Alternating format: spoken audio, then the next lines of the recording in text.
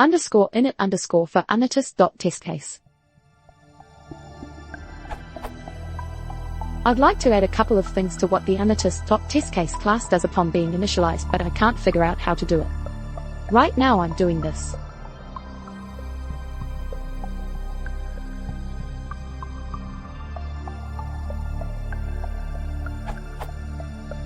I'd like all the stubs to be generated only once for this entire set of tests. I can't use setup class because I'm working on Python 2.4.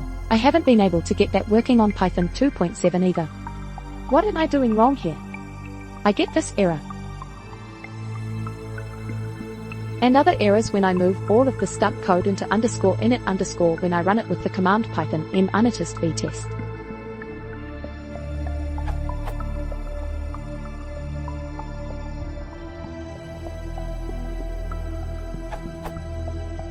Try this.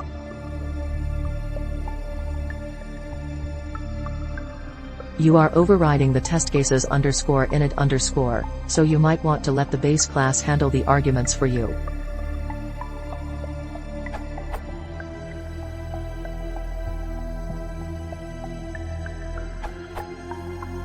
Just wanted to add some clarifications about overriding the init function of.